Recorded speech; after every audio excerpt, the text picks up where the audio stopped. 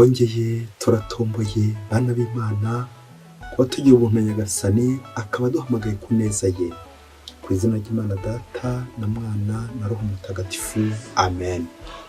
Amahoro bana b'Imana, nimuhumure, Imana iradukunda, ije kutugera neza kuri wa gatanu w'icyumweru cya mbere cy'igisibo, tariki 27 Gashyantare 2026, ng'amasomo ajya kuduhuza n'ab'ijuru.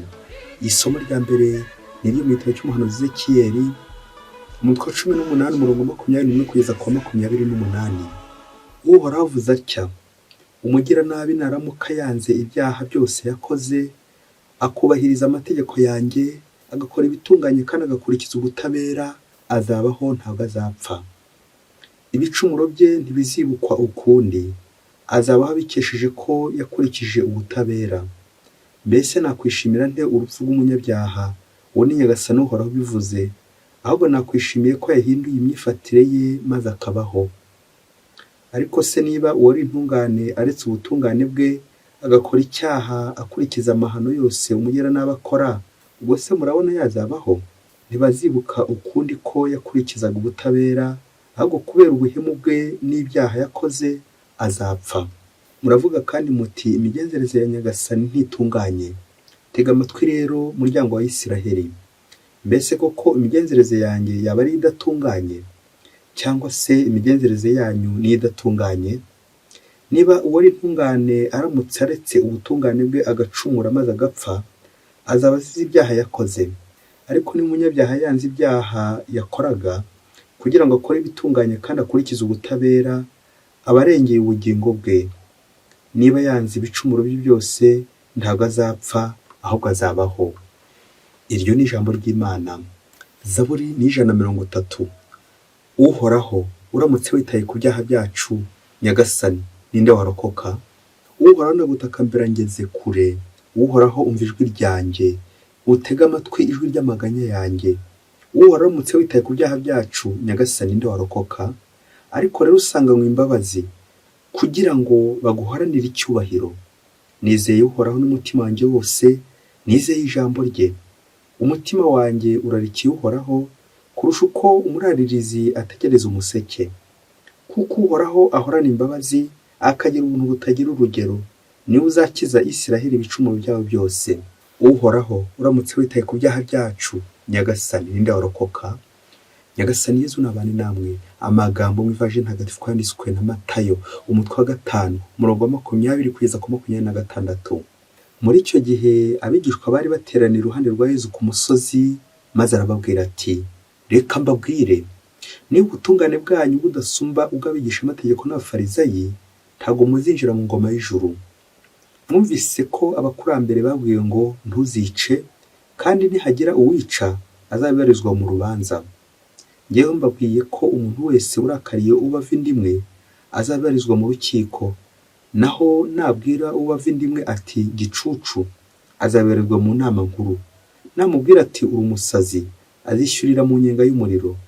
Nuko rero nujyana ituro ryawe imbere y'urutambiro, ukayibukira ko muva inda imwe mufitanye akantu, rekera ituro rya mbere y'urutambiro, ubanze ujye kwigora n'umuva inda imwe, hanyuma ugaruke ubone guhereza ituro ryawe.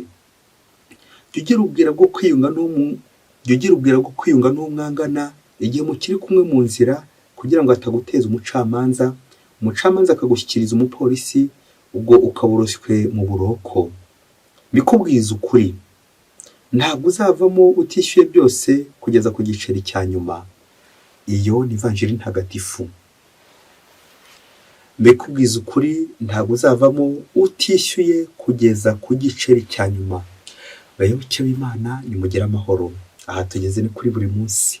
Fungura buri munsi, ufungure buri munsi, ufungurire abandi buri munsi, ijambo ry'Imana buri munsi, ineza y'Imana buri munsi.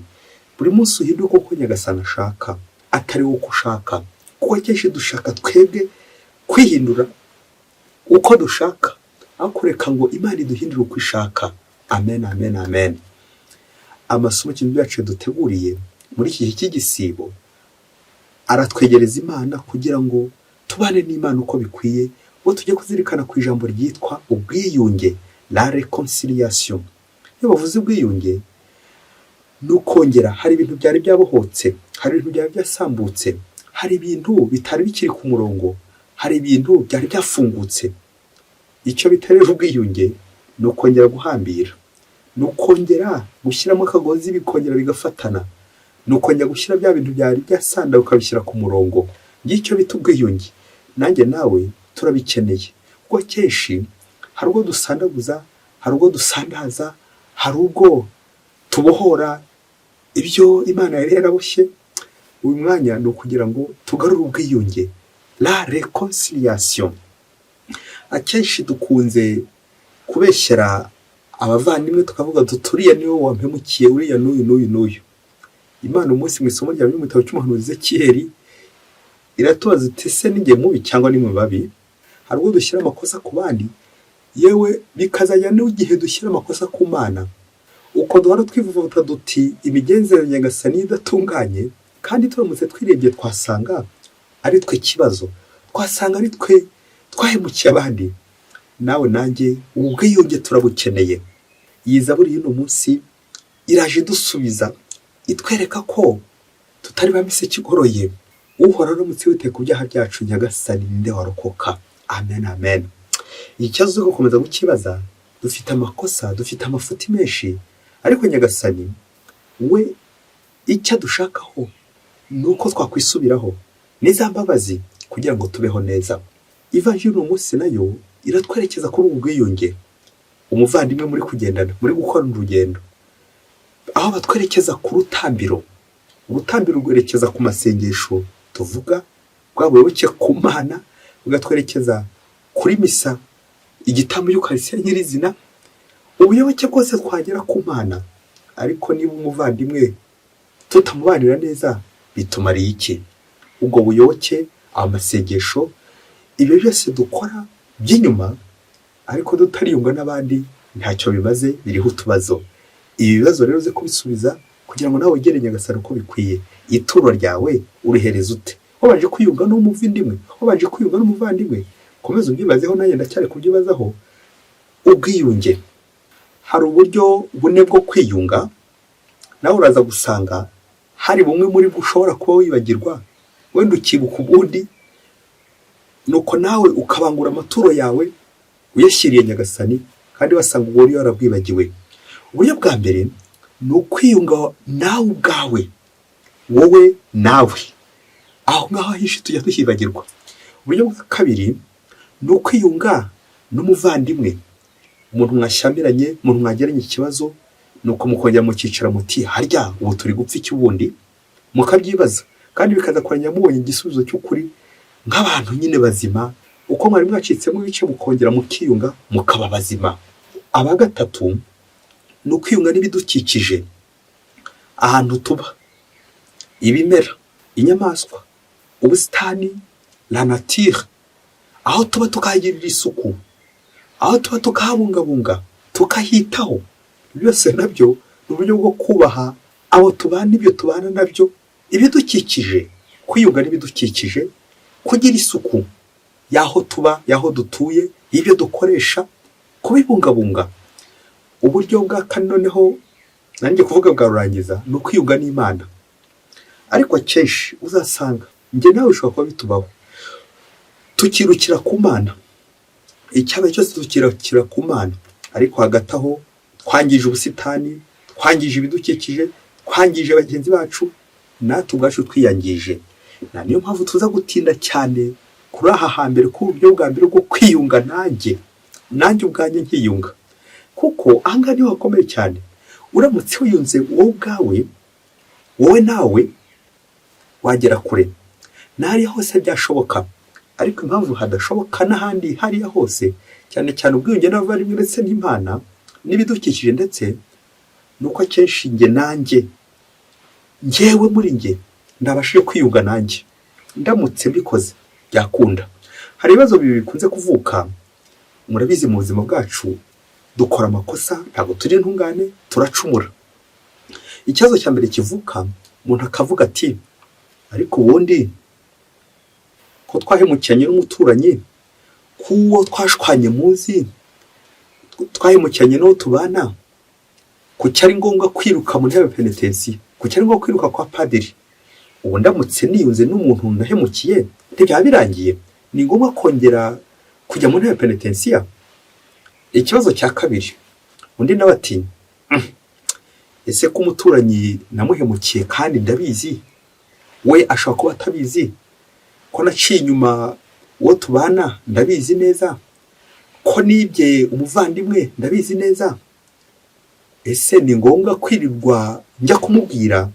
Wahita anyarukira mu ntebe ya penetensiya ntibyaba birangiye? Wahita ajya kwiyunga n'Imana vuba ntibyaba birangiye?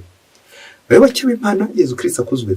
Ngiye ibibazo byinshi dushobora kuba twibaza, rimwe tugashaka guhunga intebe ya penetensiya, ikindi gihe tugashaka kuyirukira tutaragorora hahandi za nzira zose z'ibanze Yezu Kristo yatubwiye mu ivanjiri. Banza ugaruke inyuma, ako kantu umubyeyi we ugashyireho utubazo twinshi. Banza ugaruke inyuma, banza ugaruke inyuma, retour en toi, igarukemo. Nicyo Nyagasani ashaka kutubwira uno munsi. Banza hariya hambere, kuko ushobora no kwirukira ku muvandimwe ukanza ukamusaba imbabazi, ariko wowe ubwawe nawe utariyuka. Twongere tuzirikane icyaha, ingaruka zacyo, ko kidutandukanya n'Imana mbere na mbere, kikadutandukanya n'abavandimwe, ariko ha gatatu, nanjye ubwanjye, nanjye kitandukanya nanjye, nkabura inema z'Imana, nkabura ingabire z'Imana, nkabura imigisha y'Imana. Aho hantu rero hakomeye cyane muri jyewe, aho niho hakomeye cyane ngomba kugaruka uno munsi. Niho hazatuma numva ya ntebe ya penetensiya ngomba kujyamo nyuma yuko maze kwiyunga n'umuvandimwe. Aho niho hazatuma numva uburyo cya cyaha nakoreye umuvandimwe nshobora kumusaba imbabazi, bitewe n'uburyo bwose nakoresha kugira ngo uzamusabe imbabazi. Ntabwo none uhita wiruka ku kanya ati reka mpite mubwira ko namuhemukiye. Uramutse uvuze ko wamuhemukiye ako kanya, hari igihe bishobora guteza ikindi kibazo kirekire, mu gihe ubwawe utarinjiramo ngo ubanze wisuzume, urebe uburyo buboneye uza kubikoramo. Nanone bisaba uburyo buboneye, ntabwo ari upfa guhubuka wihuta, ahubwo bisaba ngo mbanze mbitekerezeho nanone, kwa kwiyinjiramo, kwa kwitekerezaho, kwa kwijyamo. Nari ngiye kuvuga kwisubiramo, ariko niko bimeze n'ubundi. Kwisubiraho nanone ntabwo bitandukana no kwisubiramo ngo ubwiyunge. Iyo winze wowe ubwawe usanga kenshi warihemukiye, haba hasigaye gusa nyine ko ubyakira ukiyinjiramo. Retour en toi, retour en moi. Ngo umunsi umwe hirya kure cyane muri Afurika, ngo umugabo n'umugore ngo barakundanaga cyane, mu rugo rwabo babanye neza, basangira kabisi n'agahiye, bakundana bikomeye cyane. Umunsi umwe rero bya bintu by'uko nyakibatarara bushyitsi, kandi ngo hagere indi huma, kandi ngo yonihoramo, umugabo batangira kumuvugaho ingeso mbi z'ubusambanyi, ko aca inyuma umugore we. Umugore bikamugeraho, yabaza umugabo ati koko ibi ni byo unkorera? Warangiza ngo tugiye gusengana, tujyanye mu misa n'ahandi. Umugabo ati rwose ibi sinjya mbikora, ntabwo njya mbikora. Ariko hagati aho bagakomeza gusenga, bagakomeza kugendana, bagakomeza kujyana. Umunsi umwe rero umugore aza kuza yarakaye, yumvise izi ngeso mbi bari gutonda ku mugabo we. Umugore biramubabaza cyane. Wa mugore aza gufata icyemezo cy'uko agiye kwisubirira iwabo. Ati sinshobora kubana n'umugabo uryarya bene aka kageni, umbeshya, ibigeso bibi byose murunzeho nca inyuma, none yarangiza tugahura mu isengesho tukajya gusengana, akandyarya ngo arankunda. Umugore ahambira utwe arigendera.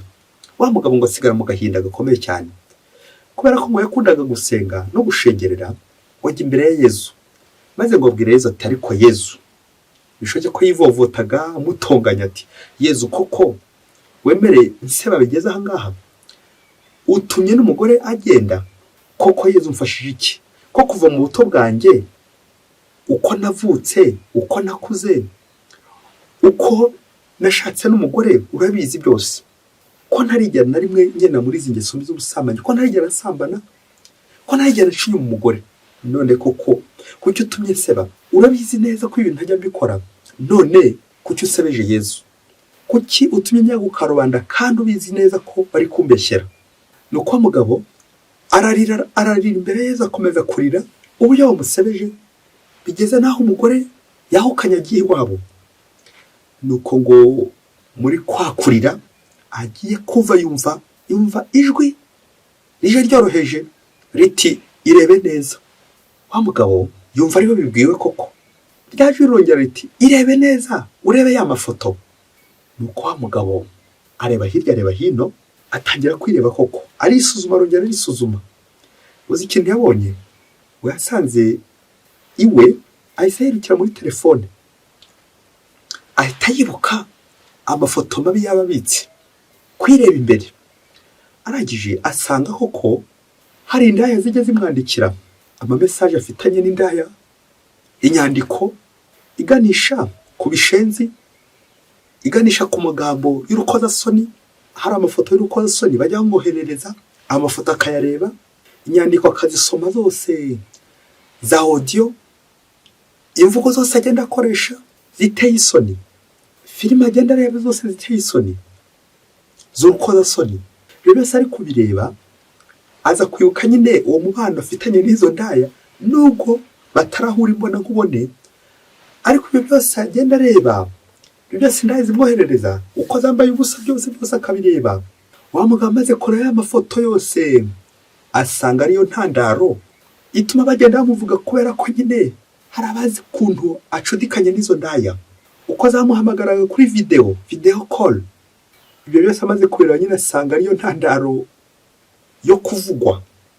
Nuko nyuma yo kurira ndetse no kwihanagura, afata icyemezo cy'uko nyine agiye gusiba ayo mafoto, ndetse afata icyemezo cy'uko atazongera gucudikana n'izo ndaya, kwandikirana, gukomeza ubucuti nazo. Ngo ako kanya ahita yumva akize icyo yari arwaye, yumva afite amahoro, yumva atekanye.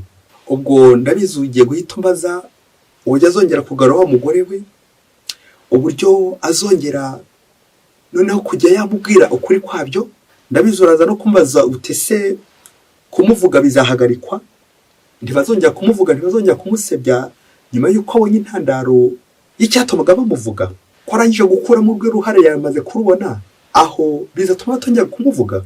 Nahita nza kugusubiza nti niba namuvuga bizaba ari ukumubeshyera. Mbese uruhare rwe rukuyemo. Bayoboke b'Imana, Yezu Kristo akuzwe. Ngiyo intandaro nguru uruhare rwacu tugomba gukuramo. Igihe cyose washwanye n'umuntu, igihe cyose washyamyaye n'umuntu, banza ukuremo urwawe uruhare. Banza wirebe, irebe ya mafoto yawe mabi atuma bakuvuga, atuma bagukeka. Urebe rwa ruhare, ya mpamvu ituma bagukeka. Hari n'igihe waza gusanga ariyo ntandaro yo kukuvuga, yo kugusebya. Wenda birashoboka ko ibyo bintu kuko utanabikora, birashoboka, ariko se wasanga hari intandaro, wasanga hari impamvu. Kandi nyayo isuzuma imbere Yezu rero akubwira ati irebe iriya mpamvu, irebe ariya mafoto yarebe. Baza gusanga ushobora kuba ufite uruhare runini mu kwihemukira, mu gutuma bakuvuga nabi, mu gutuma bagusebya, kubera ko utirebye. Reka dusoreze ku bintu bitatu biza kugufasha nawe kwiyinjiramo no kwiyunga nawe ubwawe. Icya mbere, niyavuga umuhanga igira iti mbwira uwo mugenda ndakubwira uwo uri we, kandi ngo mbwira icyo urya ndakubwira uwo uri we. Iyo ugendana n'igisambo ujye umenya uti nawe bazajya bavuga kuri igisambo. Nugendana n'indaya ukajyana n'umusambanyi, azavuga ko nyiri umusambanyi, kuko azagutoza. Nugendana n'umusinzi, 1 2 3, nawe wagize ngo ntuzaba umusinzi ndetse ukanamurusha. Yiziture, ongera wirebe, urebe iyo ntandaro ituma bavuga ko umusinzi, urebe iyo ntandaro ituma bavuga ko umusambanyi, uri igisambo, uri ingambanyi, ukora mabi. Kandi koko wasanga wowe utanayakora, nta yindi mpamvu, wasanga hari intandaro. Bariya bantu mugendana, kiriya kigare, abo ngabo nutize turakuri bo, nawe rega uri kimwe nabo. Niba nta nama wagira, niba utabikuraho, wagize ngo si ukwizirika ku kibi nyine. Intandaro y'uko bakuvuga ni iyihe? Intandaro irahari, yaba winjiragamo wayibona. Icya kabiri, mu bwiyunge, iyo mwashwanye n'umuntu, iyo mutari kumvikana n'umuntu, iyo mutakiri kuvuga rumwe, nta wundi muti wowe ugikanyakanya, wowe ukigera ku Mana ukumva isengesho ryawe koko rirashyika ku Mana ukaba wagera imbere ya Yezu, banza ukuremo urwawe uruhare. Ushobora gusanga uruhare rwanyu muruteranyije mwembi nuriya mushwana bishobora kugera ku 100, ukaza gusanga urwawe ruhare nka 2% gusa karimo. Ako kabiri rero gakamera ko mutonyi wa acide ushyira mu mazi ukaba utakongera kuyanywa. Ako rero banza ugakuremo umuvandimwe, nibwo koko kwa kwiyunga bishobora gushoboka. Uzi ko ushobora kugakuramo urwawe ruhare ya 98% bigahita birangira, ubwenge bukaboneka. Uruhare rwanjye nirwo rukomeye cyane. Niba koko nibwira ko ndi umukristo, niba koko nibwira ko nitwara neza, urwo ruhare rurakomeye cyane imbere y'Imana. Banza usubire inyuma mbere yo guhereza ituro ryawe. Icya gatatu twasorezaho gikomeye cyane, nuko akenshi mu buzima bwacu twifuza ko abantu aribo batubera abahamya, akaba aribo batanga ubuhamya bwacu twabonye, akaba aribo twifuza ko aribo batubona bakaducira urubanza, tukabatangaho abagabo, tukaza kwibagirwa ko ari Imana itureba mbere na mbere, ko ari Imana igomba gutanga ubuhamya bwacu, ko ari Imana igomba kwemeza ko turi abere. Ushaka kumva ari mwangira umwere aho guharanira ko Imana ari yangira umwere. Komeza urebe nawe ibibazo uhura nabyo, abagusebya bagutoteza, aho nawe ntujye mu gishuko, aho nawe ntujye ugwa mu gishuko cyo kumva ko hari undi ushaka ko azagutangira ubuhamya. Nta wundi yirebe, uraza gusanga hari uruhare rwawe. Kureka Imana akaba yonyine dutangira ubuhamya, akaba ari yonyine tweza, akaba ari yonyine dutunganya, kuko niyo itunganya by'ukuri. Mbese Imana ibaho umugisha. Imana Data na Mwana na Roho Mutagatifu. Amen. Bari masomo kuri Ladislas wa Diyosezi ya Cyangugu.